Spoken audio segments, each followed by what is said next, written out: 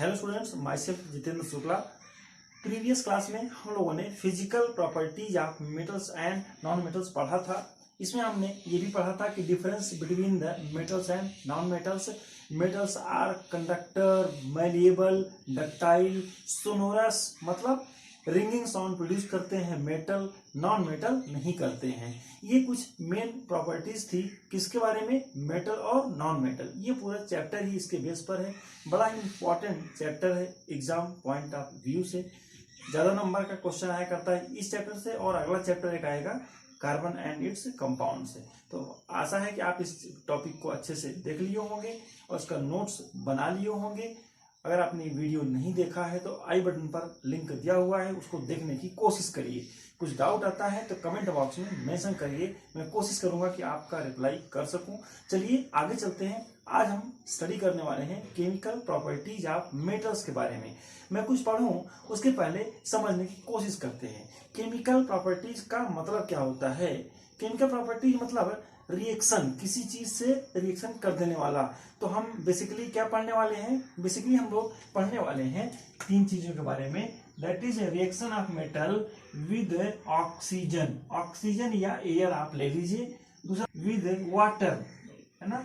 और एक और टॉपिक पढ़ेंगे reaction of metal with acids या बेस भी हो सकता है, एसिड या बेस। ज्यादा हम एसिड को लेके चलेंगे। इस टॉपिक को सर आपने इनको क्यों लिया है, अरे हमारे आसपास यही तीन चीजें सबसे ज्यादा हैं। इन्हीं तीन चीजों के रिएक्शन के बेस पर हम ये एक्सप्लेन करने की कोशिश करेंगे कि कौन सा मेटल ज्यादा अच्छा रिएक्टिव है और कौन कम रिएक्टिव है। कुछ मेटल्स ऐसे हैं they react vigorously, means easily catches fire when they kept in open, बाहर रख देने पर तुरंत आग पकड़ लेते हैं, जैसे सोडियम है। और कुछ मेटल हैं जो ऑर्नामेंट के रूप में यूज होते हैं, ज्वेलरी, क्योंकि वो किसी से रिएक्शन नहीं करते हैं। उनका मैलेबिलिटी और उनका जो शाइनिंग अपीयरेंस है that is remain for long time, मतलब उनका जो शाइनिंग अपीयरेंस है वो क्या होता है, लंबे समय तक रहता है। उनका लस्टर लंबे समय तक रहता है, इसीलिए हम उनको ऑर्नामेंट के रूप में यूज करते हैं। चलिए देखते हैं कि कौन कौन से मेटल हैं जो जल्दी से इन सब से रिएक्शन करते हैं और हमें कुछ नया कंपाउंड बनाते हैं। अब चूंकि जब कोई सब्सटेंस किसी से रिएक्शन करके कुछ नया बनाता है उसको हम लोग केमिकल प्रॉपर्टीज कहते हैं। और जैसे किसी को हैमरिंग करके मेलिएबल कर दिया, मतलब थिन शीट बना दिया, तो नया चीज तो नहीं बना, पहले भी मेटल आयरन था, अभी भी आयरन है, तो वो कोई फिजिकल प्रॉपर्टीज कहलाएगी क्योंकि नया कुछ नहीं बना है ना। लेकिन यहाँ क्या होने वाला है, जब कोई मेटल इनमें से किसी एक सब्सटेंस से रिएक्शन करता है तो कुछ नया बन जाता है भाई, और इसीलिए हम इसको पढ़ा करते हैं केमिकल प्रॉपर्टीज। और एक बात है, वो जो नया सब्सटेंस बनेगा उसी प्रॉपर्टीज उसके रिएक्टेंट से अलग हो। चलिए देखते हैं क्या। Number 1, reaction of metal with oxygen, oxygen या एयर कह लीजिए, एक ही बात है क्योंकि main component of air oxygen है। तो इसको समझते हैं कि कोई मेटल, जब कोई मेटल किसी ऑक्सीजन के साथ में रिएक्शन करता है या एयर के साथ में रिएक्शन करता है। एक बच्चे ने मुझसे कहा सर आप यहाँ नाइट्रोजन भी तो हो सकता है, अगर आप एयर के साथ कहेंगे तो नाइट्रोजन भी तो हो सकता है। आप देखिएगा जो नाइट्रोजन होता है उसका N और N2 जब बनता है ये, तो N और N के बीच में ट्रिपल बॉन्ड होता है। इसके बारे में डिटेल में बाद में पढ़ेंगे। मतलब नाइट्रोजन क्या होता है, बहुत कम रिएक्टिव होता है। एटमॉस्फेयर में, एयर में तो नाइट्रोजन भी है, लेकिन नाइट्रोजन बहुत कम रिएक्टिव होता है क्योंकि N और N के बीच में ट्रिपल बॉन्ड होता है, तो ये बॉन्ड आसानी से टूटता ही नहीं, इसीलिए नाइट्रोजन इज लेस रिएक्टिव। और चिप्स के पैकेट में फिल कर देते हैं एज ए प्रिजर्वेटिव की रेंसिडिटी को रोकने के लिए। तो नाइट्रोजन को यूज हम नहीं करने वाले हैं, ऑक्सीजन को यूज करते हैं। एयर में दो ही चीजें सबसे ज्यादा है, नाइट्रोजन, ऑक्सीजन, और उसके बाद फिर मिनिमम अमाउंट में carbon dioxide, helium, neon, argon, दूसरी गैसेस हैं जो बहुत ज्यादा रिएक्टिव नहीं है। तो इसीलिए हम लोग किसी मेटल का रिएक्शन जब एयर से कहते हैं, इसका मतलब हम किससे बात करने वाले हैं, ऑक्सीजन से करने वाले हैं। अब आप देखिएगा मेटल रिएक्ट विद ऑक्सीजन, है ना, और बनाता क्या है, यहाँ बनाता है सिम ऑक्साइड। इसका मतलब ये क्या है, देखिएगा इसकी प्रॉपर्टी इन दोनों से अलग है। मैंने कहा था आपसे, जब कुछ आपस में चीजें मिले और कोई नई चीज बन जाए तो उसको केमिकल रिएक्शन कहते हैं। तो ये केमिकल रिएक्शन हुआ है, इसीलिए ये केमिकल प्रॉपर्टीज है। तो मेटल किसी ऑक्सीजन से रिएक्शन करता है तो मेटल ऑक्साइड बनाता है। अब मेटल ऑक्साइड ऐसा कहा जाता है कि एसिडिक होता है कि बेसिक, की चलिए पता लगाते हैं, उसको समझने की कोशिश करते हैं।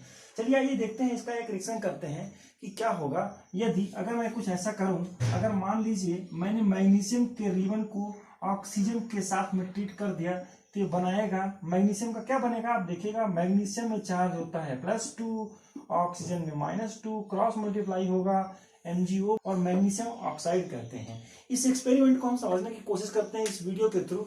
चलिए ऐसे करते हैं, इसमें हम कुछ चाइना डिश ले लेते हैं और इस तरह का मैग्नीशियम रिबन लेते हैं, स्पिरिट लैंप, मैच बॉक्स और एक टोंग ले लेते हैं।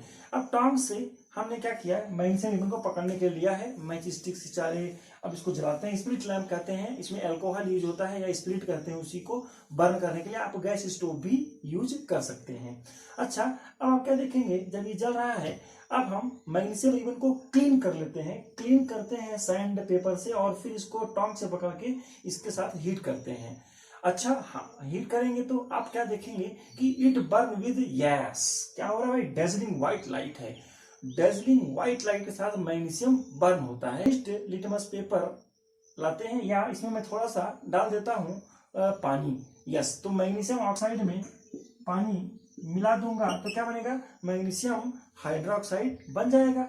और ये मैग्नीशियम हाइड्रोक्साइड क्या कर रहा है, ब्लू लिटमस पेपर को रेड करेगा कि रेड को ब्लू कर रहा है, तो ध्यान से आपने देख लिया होगा, बिल्कुल ये रेड लिटमस को ब्लू कर देता है। चलिए, तो ये हम समझ गए होंगे एक्सपेरिमेंट में। ये एक्सपेरिमेंट हमें ये समझाता है कि metal oxides are basic in nature. क्यों? क्योंकि हमने पिछले चैप्टर में पढ़ा था कि metal oxides are basic in nature, या हाइड्रोक्साइड आयन जिसमें होता है वो हमेशा रेड लिटमस को ब्लू करता है, और एसिड क्या करते हैं, एसिड रेड को ब्लू नहीं करते हैं, ब्लू को रेड करते हैं। चलिए उसका भी एक एक्सपेरिमेंट करते हैं, इसको मैं मिटाता हूं। पहले मैं यहाँ पर नॉन मेटल कोई ले लेता हूं, उसको ऑक्सीजन के साथ में ट्रीट करता हूं, तो यहाँ क्या बनेगा, सीधी सी बात है यार, नॉन मेटल ऑक्साइड बनेगा।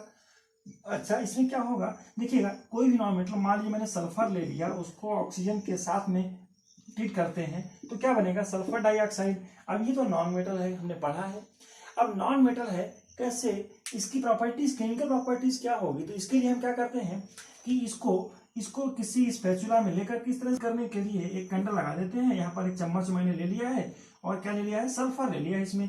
अब आप इसको हीट करेंगे, यहाँ से क्या करेंगे यार, हीट करेंगे तो ये बर्न होगा। अच्छा, इसमें से जो गैस निकलेगी सल्फर डाइऑक्साइड, उसको कलेक्ट करने के लिए मैंने यहाँ पर क्या लगा दिया, एक इन्वर्टेड टेस्ट ट्यूब लगा दिया। सर क्या लगा दिया, इन्वर्टेड टेस्ट ट्यूब। तो यहाँ से जो गैस निकलेगी धीरे धीरे कहाँ इकट्ठा हो जाएगी, यहाँ इकट्ठा हो जाएगी। यस, आप इन्वर्टेड क्यों लगाए, क्योंकि गैस बाहर ना निकले जल्दी से, कुछ गैस बाहर निकलेगी यहाँ से, लेकिन कुछ गैस यहाँ कलेक्ट हो जाएगी। सोचिए कौन सी गैस कलेक्ट होगी, सल्फर डाइऑक्साइड कलेक्ट हो जाएगी, और वो कैसी है, नॉन मेटल ऑक्साइड है। यस, अब क्या करते हैं, अब एक मॉइस्ट लिटमस पेपर लाते हैं, मॉइस्ट मीन्स पानी में डूबा हुआ, ब्लू और रेड दोनों लिटमस लाते हैं, तो आप देखेंगे कि जो गैस है इसके पास अगर मैं ब्लू लिटमस लाऊंगा तो ब्लू लिटमस को ये रेड कर देता है, लेकिन रेड को ब्लू नहीं करेगा। ये जो गैस यहाँ पर कलेक्ट है, ये SO2 गैस यहाँ कलेक्ट है, ये आप डायग्राम में भी यहाँ देख सकते हैं, ये डायग्राम, इसमें sulphur dioxide is non metallic oxide which is changing the blue litmus into red. It means non-metallic oxides are acidic in nature। और पिछले वाले वीडियो में जो देखा था कि magnesium that is metal oxides are acidic और basic, yes they are basic in nature। क्यों? because they changes red litmus to blue। चलिए, ये भी एक प्रॉपर्टी थी, मेटल्स और नॉन मेटल दोनों को मैंने कंसीडर कर लिया है। चलिए कुछ और मेटल की रिएक्शन ऑक्सीजन के साथ में करने की कोशिश करते हैं। आप देखिएगा, जैसे सोडियम है, ऑक्सीजन के साथ में मिल करके ये बहुत ही रिएक्टिव कंपाउंड बनाता है, सोडियम ऑक्साइड बनाता है ना। ऐसे ही आप पोटेशियम को अगर O2 के साथ ट्रीट करते हैं तो K2O बनता है। ये सब के सब कैसे होते हैं, they all are basic in nature, basic oxide होते हैं। लेकिन कुछ ऐसे होते हैं जैसे एल्यूमिनियम का ऑक्साइड, आप रिएक्शन खुद से लिखने की कोशिश करिए, है ना। जिंक के ऑक्साइड, यस, ये क्या बनेगा, यस आपने सही कहा, एल्यूमिनियम की वैलेंसी होती है +3, तो मैं यहाँ पर लिखता हूँ +3, ऑक्सीजन की होती है -2, क्रॉस मल्टीप्लाई करिए, क्या बनेगा, यस ये बनेगा Al2O3, बोलिए बनेगा, या समझने के लिए लिखा है, इसको आप चाहे लिखें चाहे ना लिखें। यहाँ पर क्या होगा, जिंक की वैलेंसी कितनी होती है सर, जिंक की वैलेंसी होती है +2, ऑक्सीजन की -2, क्रॉस मल्टीप्लाई करेंगे तो क्या बनेगा, फार्मूला ZnO बनेगा। सर ये क्या है, यस ये भी मेटल ऑक्साइड है, लेकिन ध्यान रखेंगे, क्या ध्यान रखेंगे कि कुछ मेटल ऐसे हैं जिनके ऑक्साइड, ये भी मेटल ऑक्साइड है, लेकिन they are amphoteric in nature. ये नया नया वर्ड आ रहा है, घबराइएगा मत आप। एम्फोटेरिक नेचर का मतलब ये होता है जो substance, the substance which can react with acid as well as base, जो एसिड और बेस दोनों से रिएक्शन कर सकते हैं। अगर कॉपर है, कॉपर को हीट करते हैं तो क्या हो जाता है, कॉपर को हीट करते हैं तो क्या बनता है, आप याद करिए, यस ब्लैक कलर का एक कॉपर ऑक्साइड बनता है। कॉपर ऑक्साइड ये ब्लैक कलर का कंपाउंड होता है ना, ब्लैक होता है। और एक बात है, हम लोगों ने पिछले चैप्टर में पढ़ा होगा, इसको बैलेंस आप खुद करिएगा। बात हो गई कि metal react with oxygen and form metal oxide. मैं आपसे बात कर रहा था कि कुछ मेटल ऑक्साइड बेसिक होते हैं, ये भी बेसिक होता है, एम्फोटेरिक नहीं होता है, लेकिन ये दोनों मेटल ध्यान रखेंगे, एल्यूमिनियम और जिंक हमेशा एम्फोटेरिक ऑक्साइड कहलाते हैं। सर क्यों, क्योंकि ये एसिड बेस दोनों से रिएक्शन कर सकते हैं, या they behave like as acid as well as base. देखिएगा, समझने की कोशिश करते हैं। इसको मैं मिटाता हूं और यहीं पर लिखता हूं कैसे। मान लीजिए मैंने लिखा Al2O3 का रिएक्शन HCl से कर देते हैं और Al2O3 का रिएक्शन NaOH से करते हैं। बच्चे को पता है कि ये क्या है सर, ये है HCl, एक एसिड है, और ये क्या है सर, ये एक बेस है। तो देखिएगा, जो एसिड से रिएक्शन कर रहा है, मतलब ये इस समय किसका काम कर रहा है भाई साहब, ये इस समय बेस का काम कर रहा है। और जब ये बेस है तो इस समय किसका काम कर रहा है, एसिड। इसका मतलब aluminium oxide is acidic as well as basic, ये दोनों की तरह काम करता है, इसीलिए इसको एम्फोटेरिक कहते हैं। जैसे एम्फीबियन होते हैं ना, जो लैंड में भी रह सकते हो और वाटर में भी रह सकते हो, एम्फीबियन, वहीं से वर्ड लिया गया है ये एम्फोटेरिक, जो दो तरह का बिहेवियर करते हैं, ड्यूल नेचर, है ना, दोहरा व्यवहार करने वाले लोग कुछ होते हैं। छोड़िए सब बातों पर नहीं पढ़ना है, अपने को इस पर ध्यान देना है, एम्फोटेरिक पर ध्यान देना है कि एल्यूमिनियम ऑक्साइड, जिंक ऑक्साइड, ये सब कैसे होते हैं, yes they are acidic as well as basic. चलिए इसका रिएक्शन लिखने की कोशिश करते हैं। क्या होंगे सर, बोलिए क्या बनेगा, यस यहाँ पर ये बनेगा Al, इसका पॉजिटिव इसका निगेटिव और इसका निगेटिव इसका पॉजिटिव, ध्यान रखना है, बस हमारा रिएक्शन बन जाएगा। बैलेंस में नहीं करूंगा, आप खुद करने की कोशिश करिएगा, कुछ दिक्कत आती है तो बताइएगा। एसिड है, बेस है, तो क्या बनेगा सर, यहाँ पर जो बनेगा वो ध्यान से रखना है, इसको एल्यूमिनियम क्लोराइड कहते हैं, ये एक सॉल्ट है। ध्यान रखिएगा, दुनिया के सारे नियम कानून एक तरफ, कोई भी बेस किसी एसिड से रिएक्शन करेगा या कोई एसिड किसी बेस से रिएक्शन करेगा तो पक्का है हमेशा सॉल्ट ही बनेगा, बस ध्यान रख लेंगे। ABS, that is acid react with base to form salt, ये ध्यान रखना है। सर कैसे सॉल्ट क्या बनेगा, चलिए सोचते हैं कुछ। देखिएगा यहाँ पर दो पॉजिटिव चार्ज है, मैं यहाँ लेने की कोशिश करता हूँ, NaAlO2। सर आप ये कैसे बना दिए, हालांकि देखिए ये जो फॉर्मूला मैं लिखा हूँ ये क्लास 10th के हिसाब से है, इसमें कुछ कॉम्प्लिकेटेड टाइप का कंपाउंड बनता है जो कॉम्प्लेक्स कंपाउंड कहते हैं, हम लोग उसको हायर क्लास में पढ़ेंगे, यानी इन क्लास 11-12 पढ़ेंगे बाद में। यहाँ समझिएगा सर कैसे हुआ ऐसा, तो आप सिंपल इसको समझ लीजिए। ऑक्सीजन की वजह से क्या होती है, -2, तो हाउ मेनी ऑक्सीजन यहाँ पर है, यहाँ पर ऑक्सीजन है 2 × -2। कुल नेगेटिव चार्ज कितना है, -4।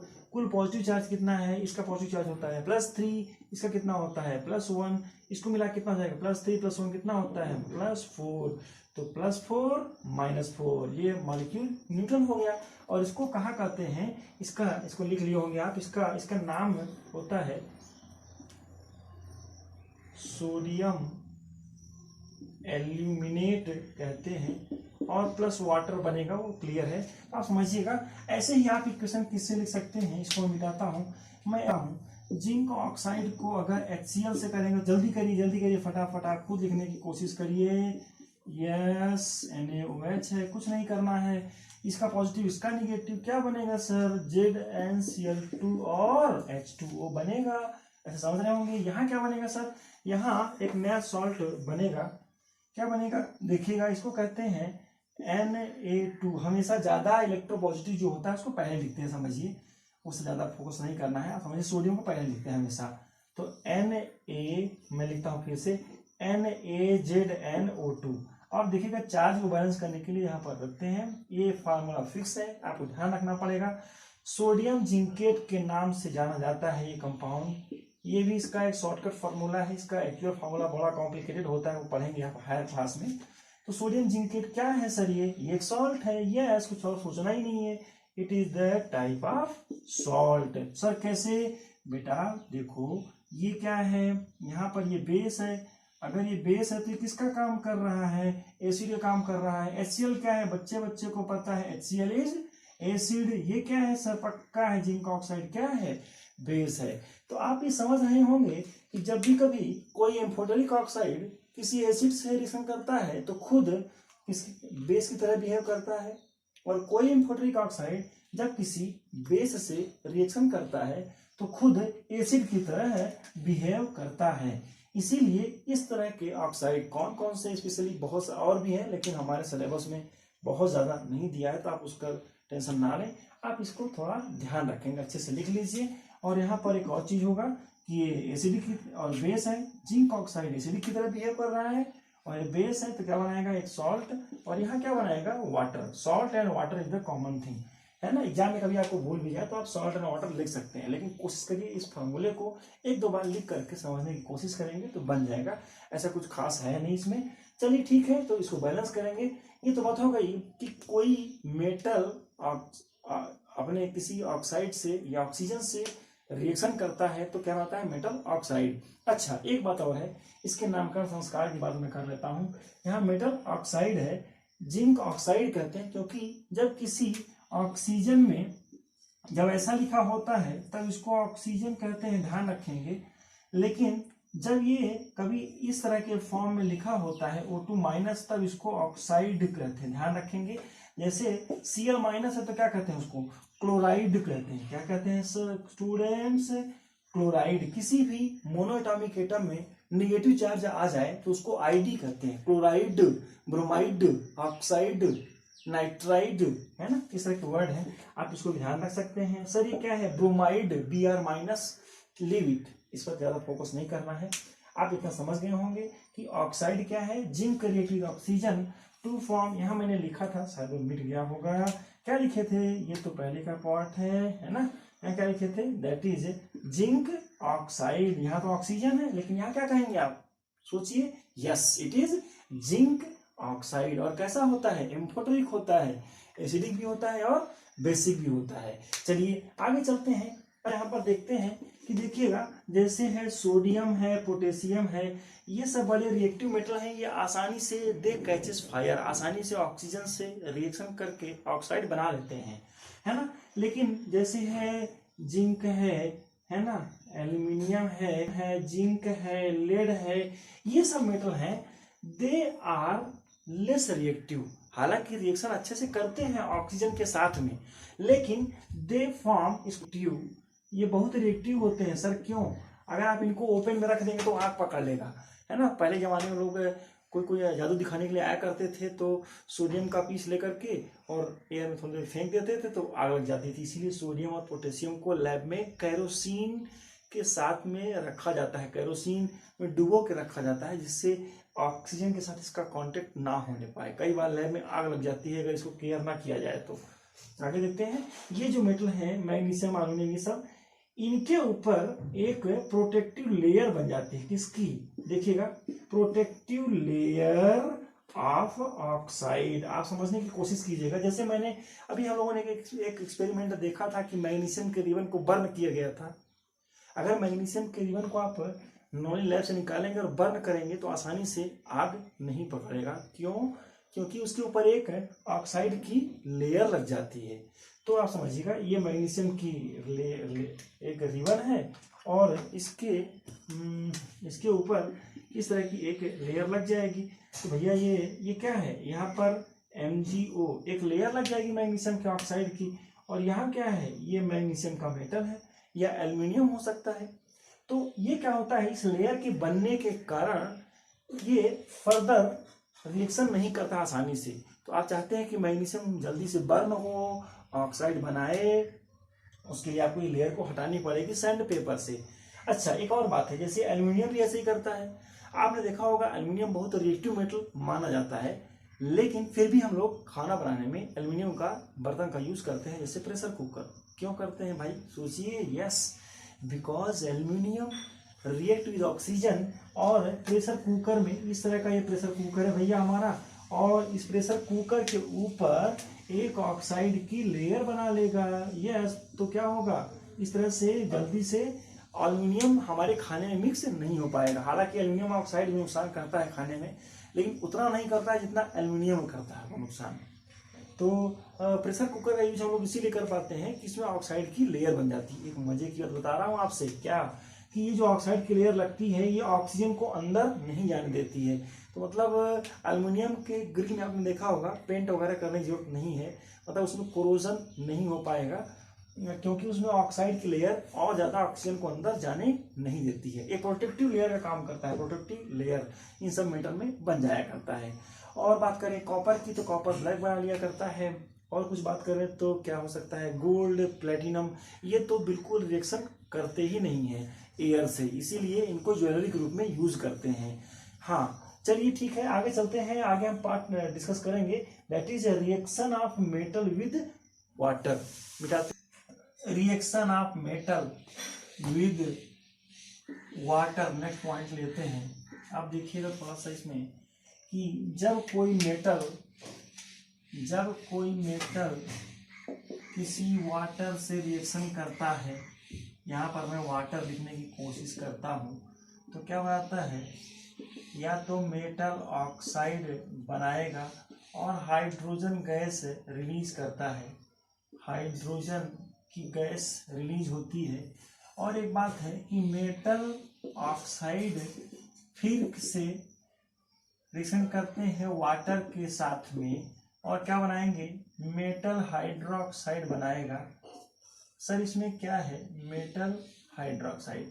सर एक बात देखिएगा, तो बनेगा क्या फाइनल प्रोडक्ट, देखिएगा अगर ये मेटल ऑक्साइड बना है, मेटल ऑक्साइड वाटर सोल्यूबल है, अगर पानी में घुल जाता है तो मेटल हाइड्रोक्साइड बनेगा और हाइड्रोजन बनेगा। कुछ एग्जांपल मैं लेने की कोशिश करता हूँ, जल्दी से आपको समझ में आ जाएगा। जैसे अगर मान लीजिए मैं सोडियम को लेता हूँ, तो सोडियम रिएक्ट विथ, कुछ मेटल ऐसे होते हैं जो ठंडे पानी से रिएक्शन कर लेते हैं, और कुछ मेटल ऐसे होते हैं जो आसानी से पानी से रिएक्शन नहीं करते हैं, थोड़ा वार्म वाटर से करते हैं। और कुछ मेटल ऐसे होते हैं जो वार्म वाटर से भी नहीं करते, मतलब उनको स्टीम चाहिए, बॉयल स्टीम होता है उसके साथ ही रिएक्शन कर पाते हैं, बॉइलिंग वाटर के साथ। चलिए कोशिश करते हैं सोडियम। अब देखिएगा, तो हम ऐसा कैटेगराइज कर लेंगे कि जो मेटल कोल्ड वाटर से रिएक्शन करते हैं दे आर वेरी रिएक्टिव, जो मेटल थोड़ा गर्म पानी करने से रिएक्शन करते हैं वो थोड़ा इनसे कम रिएक्टिव होंगे, और जो एकदम बॉइलिंग वाटर से करते होंगे वो और कम रिएक्टिव होंगे, और जो पानी से रिएक्शन करते ही नहीं होंगे वो एकदम से कम रिएक्टिव होते होंगे। ये सब माथापच्ची करके हम ये साबित करना चाहते हैं कि कुछ मेटल बहुत रिएक्टिव होते हैं और कुछ मेटल कम रिएक्टिव होते हैं। सर इसको पढ़ने से क्या हो जाएगा, इसको पढ़ने से ये होगा, हम समझ पाएंगे कि किस मेटल की प्रॉपर्टी क्या होती है और हम उसे कैसे ट्रीट करें। तो देखिएगा, अब आप इसको ट्रीट करते हैं तो सोडियम रिएक्ट विद वो आप, और यहाँ क्या बनाएगा, यहाँ बनाएगा NaOH प्लस H2। सर आपने ऐसे कैसे कर दिया, फिर से देखिएगा, ये सॉलिड है, ये लिक्विड है, ये एक्वस रहेगा और ये गैस के फॉर्म में रहेगा। ध्यान से देखिएगा, वैसे ये रिएक्शन ऐसे नहीं होती है। पहले क्या हुआ होगा, पहले तो सोडियम H2O के साथ में क्या बनाया होगा, Na2 और H2O। देखिएगा फिर से देखिएगा, ये मेटल है, ये वाटर के साथ में रिएक्शन करके मेटल ऑक्साइड बनाया होगा और हाइड्रोजन गैस रिलीज किया होगा, है ना। हाइड्रोजन गैस रिलीज हुआ, बहुत लाइट गैस होती है, पॉप साउंड प्रोड्यूस करती है। अच्छा ये बात हो गई, फिर क्या हुआ होगा, अरे उसके बाद फिर ये हुआ होगा भैया, सोडियम का ऑक्साइड पानी के साथ में घुल जाता है आसानी से और क्या बनाता है, देखिए अलग से कुछ नहीं करना है, NaOH बनेगा, इसको आप खुद ही बैलेंस करने की कोशिश करेंगे, सर 2NaOH आएगा। सर आप ये कर क्या रहे हैं, देखिएगा अब अगर इन दोनों रिएक्शन को आप ऐड करेंगे तो क्या ये बनेगा, बिल्कुल बनेगा। सर कैसे बनेगा, ये प्रोडक्ट कॉमन है, आप देख लीजिए क्या प्रोडक्ट है, NaNaH2O, देखिए क्या बनेगा, Na प्लस H2O प्लस क्या लिखेंगे 2, बैलेंस में नहीं कर रहा हूँ, आप खुद ही करने की कोशिश करेंगे। सर तो इसका मतलब ये है कि कुछ मेटल वाटर से रिएक्शन करके बेस बनाते हैं और H2 गैस रिलीज करते हैं, इसका मतलब ये नहीं है कि मेटल ऑक्साइड नहीं बनाते हैं, वो बनाते हैं, लेकिन ये metal oxide easily dissolve in water और फिर फर्दर क्या बनाता है, मेटल हाइड्रोक्साइड। तो समझने की कोशिश करेंगे, हाँ लेकिन कुछ ही मेटल ऐसे हैं जो आसानी से फटाफट इस स्टेप पर रुकते नहीं है, वो आगे बढ़ जाते हैं। कौन कौन से मेटल हैं, तो ऐसे सोडियम है, ये पहला एग्जाम्पल है, दूसरा पोटेशियम है, पोटेशियम का भी आप खुद से लिखने की कोशिश करेंगे, क्या बनेगा, यस आप डायरेक्ट लिख सकते हैं KOH और H2। तो ये दो मेटल ऐसे हैं, पोटेशियम, सोडियम, पोटेशियम, रुबिडियम भी है, सीजियम भी है, ग्रुप 1 के सारे मेटल ऐसे होते हैं, कैसे कर देते हैं रिएक्शन, लेकिन हमें ज्यादा नहीं पढ़ना है, इन दोनों को अच्छे से ध्यान रखेंगे। आगे हम चलते हैं, इसके बाद एक और मेटल मैं लेता हूं, कौन सा मेटल, कैल्शियम। कैल्शियम H2O के साथ में रिएक्शन करता तो है, लेकिन ध्यान रखेंगे ये बहुत ज्यादा अच्छा रिएक्शन नहीं करता है। फिर से लिख लीजिए, ये सॉलिड है, ये लिक्विड है, ये एक्वस है और ये गैस है। एक चीज देखेंगे, कैल्शियम अगर सॉलिड फेज में है तो लिक्विड के साथ में रिएक्शन करता तो है, लेकिन बहुत स्लो रिएक्शन है, मतलब फास्ट टाइप का नहीं है। सर ये क्या बनाएगा, तो बनाएगा कैल्शियम हाइड्रोक्साइड और H2। एक मजे की बात है क्या, कि अगर आप एक बीकर पानी लेते हैं, आधा बीकर, और इसमें कैल्शियम का टुकड़ा डाल देंगे तो कैल्शियम का टुकड़ा बबल बनाते हुए यहाँ आप नीचे डालेंगे तो धीरे धीरे ऊपर आ जाता है। क्यों आ जाता है ऊपर, क्योंकि कैल्शियम और वाटर रिएक्शन करके कैल्शियम हाइड्रोक्साइड बनाता है, और कुछ कैल्शियम पर क्या होता है, ये H2 गैस कैल्शियम जो अनरिएक्टेड रहता है उसके ऊपर ये गैस जमा हो जाती है, और H2 गैस जमा होने के कारण ये बबल्स जैसे से बनता रहता है, वैसे वैसे कैल्शियम जो अनरिएक्टेड रहता है वो सरफेस पर आ जाता है। तो कई बार ऐसा क्वेश्चन आया करता है कि कैल्शियम पानी में डालने पर फ्लोटिंग क्यों करने लगता है, ऊपर क्यों आ जाता है जल्दी से, क्यों, क्योंकि calcium react with water and form these product, लेकिन साथ में जब H2 बनता है तो H2 कैल्शियम के ऊपर चिपक जाता है आकर के, और H2 लाइट गैस होती है, तो गैस के नेचर होता है कि हमेशा अपवर्ड आना, ऊपर आना, हल्की चीजें हमेशा डेंसिटी कम ऊपर होती है ना, H2 की डेंसिटी कम होती है तो भारी चीजें नीचे रहेंगी। जब कैल्शियम के ऊपर हाइड्रोजन का लेयर लग जाएगा, हल्का हल्का हाइड्रोजन के ड्रॉप्स का, हाइड्रोजन के गैस के मॉलिक्यूल का, तो ये ऊपर आ जाता है सरफेस पर। तो देखिएगा ये कैल्शियम के साथ में ऐसा होता है, हालांकि कैल्शियम कोल्ड वाटर से रिएक्शन कर सकता है। तो दीज मेटल्स ऐसे हैं जनरली जो कोल्ड वाटर से रिएक्शन करते हैं। आगे चलते इसको मैं मिटाता हूँ। देखिए सोडियम, पोटेशियम ये और कैल्शियम ये क्या करते हैं, ये कोल्ड वाटर से रिएक्शन कर लेते हैं, है ना, लेकिन देखिएगा कुछ मेटल ऐसे हैं जो वार्म वाटर से रिएक्शन करते हैं, है ना, जैसे मैग्नीशियम H2O, और ये हॉट वाटर से रिएक्शन करता है, किसके कैसे भाई, ये हॉट वाटर से रिएक्शन करता है और ये क्या बनाता है, मैग्नीशियम हाइड्रोक्साइड बनाता है और H2 गैस रिलीज करता है। तो ध्यान रखेंगे ये हॉट वाटर से कौन सा रिएक्शन करता है, यस यहाँ पर Mg है, ये हॉट वाटर से रिएक्शन करता है या वार्म वाटर से करता है। और आप ये एक चीज देखेंगे, इसके में भी यही एक खास बात है कि जैसे मान लीजिए यहाँ पर पानी भरा आपने और मैग्नीशियम के रिबन को डाल दिया और इसको गर्म किया, तो मैग्नीशियम का रिबन जैसे रहेगा इसके ऊपर जब हाइड्रोजन का लेयर लग जाएगा तो ये धीरे धीरे ऊपर आएगा और यहाँ पर आ जाएगा, और इस तरह से हमें क्या मिलेगा, यस मैग्नीशियम का रिबन सरफेस पर आ जाता है। क्यों, ये बबल्स के चक्कर में, bubbles stick on the gate stick, उस पर चिपक जाते हैं मैग्नीशियम के ऊपर, और फिर क्या करेगा, इसके ऊपर आ जाएगा, मैग्नीशियम हाइड्रोक्साइड तो पानी में ही रह जाएगा। तो ये तो बात हो गई कि मैग्नीशियम के बारे में। कुछ मेटल और हैं, कैसे हैं, मेटल है जैसे एल्यूमिनियम है ना, जिंक है, आयरन है। ये मेटल कैसे होते हैं, मतलब मैंने क्या ले लिया, एल्यूमिनियम। यहाँ अलग से लिख लीजिएगा, एल्यूमिनियम है, जिंक है, आयरन है, ये सब स्टीम से रिएक्शन करते हैं, मतलब बॉइलिंग वाटर चाहिए इनको, बॉइलिंग वाटर से रिएक्शन करते हैं, है ना। H2O सर कैसे में लिखेंगे, बॉइलिंग वाटर को लिखा कैसे जाएगा, तो उसको जी लिख दीजिए, मतलब बॉइलिंग वाटर है, यहाँ पर ये सॉलिड के फॉर्म में रहेगा। तो देखिएगा ये क्या बनाता है, तब ये ऑक्साइड बनाता है। सर ये कैसे हो गया ये, अरे metal react with water to form metal hydroxide या ऑक्साइड। तो अच्छा, अब मैं आपसे पूछ सकता हूँ कि एल्यूमिनियम ऑक्साइड पानी में सोलूबल है कि नहीं है। यस इट इज इनसोलूबल, इसीलिए तो हाइड्रोक्साइड नहीं बना है इसकी तरह, है ना, ध्यान रखेंगे। सर आगे क्या कहने वाले हैं, आगे आप अपने से लिखने की कोशिश करेंगे इन सारे इक्वेशंस को, इस स्टेट में है। चलिए आप उसको खुद से लिखेंगे, क्या बनेगा बोलिए, यस ZnO प्लस H2। यहाँ क्या बनेगा, चलिए लिखिएगा, Fe3O4 बनता है, ध्यान रखेंगे। सर ये कैसे बना है, तो देखिएगा ये जो बनता है दो तरह के ऑक्साइड से मिल के बनता है। कौन कौन से हैं सर, FeO और Fe2O3। आप ऐड कर लीजिए, इसको फेरस ऑक्साइड कहते हैं और इसको फेरिक कहते हैं। इन दोनों को के कॉम्बिनेशन से ये बनता है, इसको फेरोफेरिक ऑक्साइड कहा जाता है। तो सर ये खास बात क्या है, ध्यान रखेंगे, कौन कौन से मेटल हैं जो कोल्ड वाटर से रिएक्शन करते हैं, कौन कौन से मेटल हैं जो हॉट वाटर से रिएक्शन करते हैं, और कौन सा मेटल है जो स्टीम से रिएक्शन करता है। सर कुछ और तो होगा, अरे हाँ अभी है, टेंशन मत लीजिए।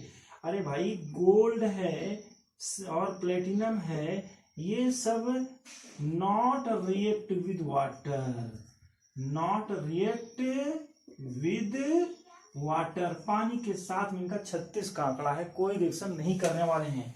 चलिए ठीक, कुछ और मेटल हैं, अपने से समझने की कोशिश करेंगे। आगे चलते हैं, एक और पॉइंट हो गया है, 2 पॉइंट हो गए हैं, reaction of metal with acid से समझने की कोशिश करते हैं। अच्छा एक और बात है, इन सब के रिएक्शन को आप समझने के लिए क्या करेंगे, कैसे करेंगे, तो यहाँ पर डायग्राम में देखिएगा क्या किया है इसने, कॉटन के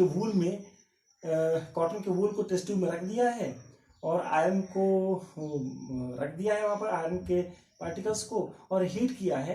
तो आयरन और वाटर इस डायग्राम में रिएक्शन करके क्या बनाएंगे, आयरन ऑक्साइड बनाएंगे। एल्यूमिनियम है तो एल्यूमिनियम ऑक्साइड बनाएगा। तो कहने का मतलब है, इस एक्सपेरिमेंट से हम क्या करवाते हैं, इस तरह का ऑपरेटर सेट करके हम मेटल को स्टीम के साथ में रिएक्शन करवाते हैं। चलिए ये तो बात हो गई कि वाटर के साथ रिएक्शन, आगे चलते हैं। Let us see the reaction of metal with acid. तो क्या बनेगा, बिल्कुल यहाँ पढ़ चुके हैं, बताइए क्या बनेगा, आप लोग सोच के बताइए।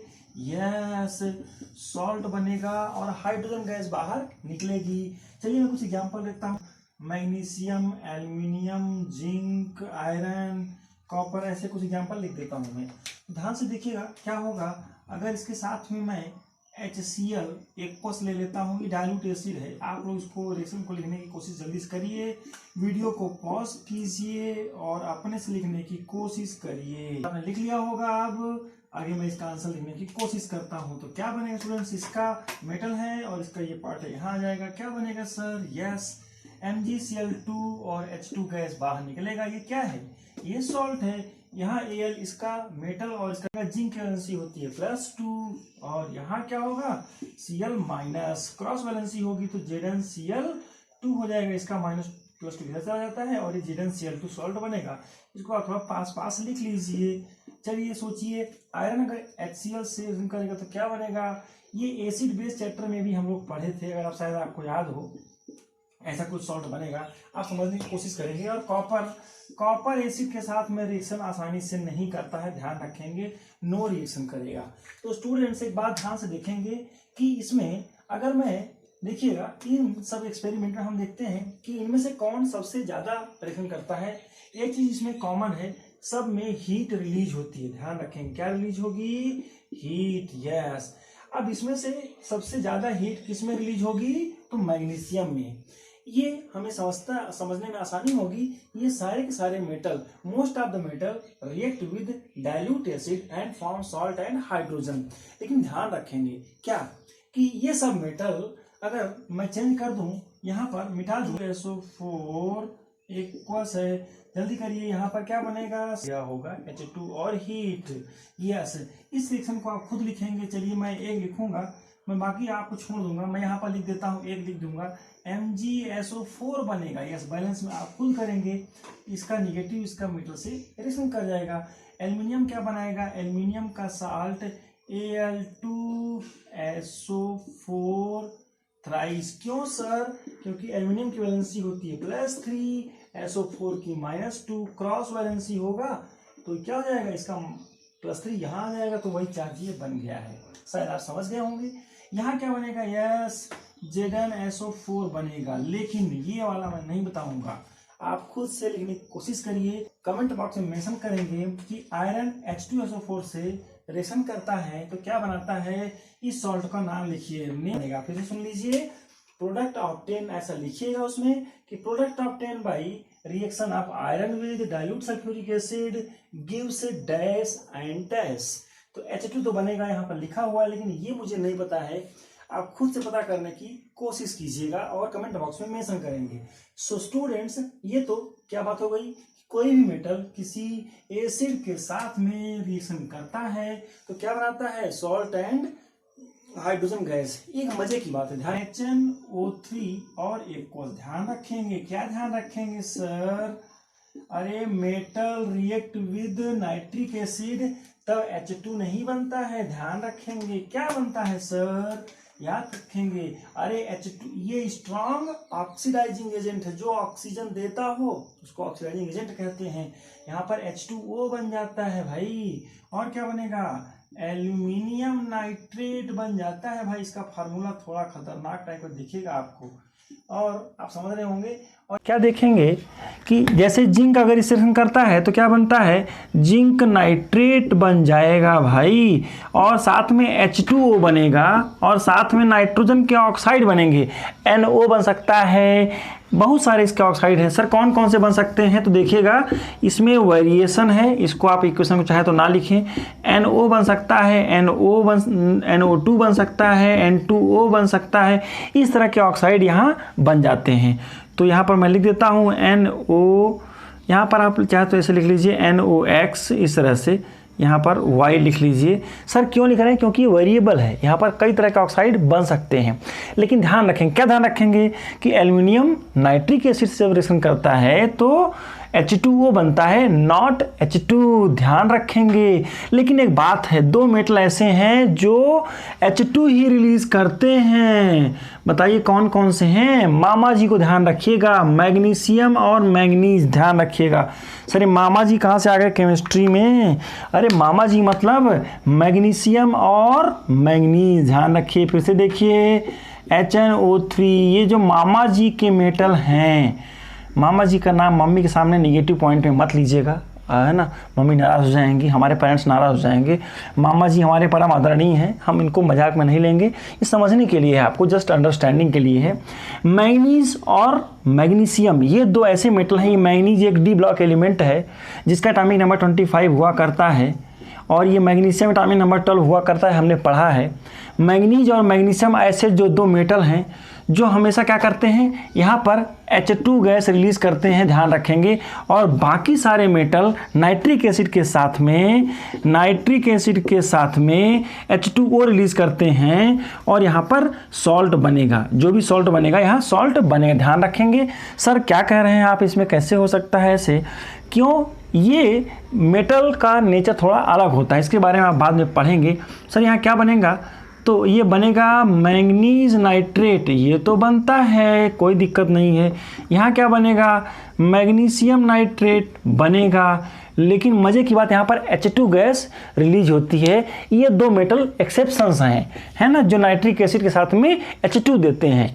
बाकी सारे मेटल नाइट्रिक एसिड के साथ में जो रिएक्शन करते हैं तो सॉल्ट तो बनाते ही हैं, साथ में वाटर रिलीज करते हैं, नॉट H2 बनता तो है, लेकिन H2 फर्दर इससे ऑक्सीजन लेकर के बेचारा ऑक्सीडाइज हो जाता है। क्यों सर, ऐसा क्यों होता है, यहाँ पर आप रीजन लिख लेंगे, बिकॉज HNO3, ये किसके लिए लिख रहे हैं, इसके लिए लिख रहे हैं sir, because HNO3 is strong, क्या है सर, ऑक्सीडाइजिंग एजेंट, है ना।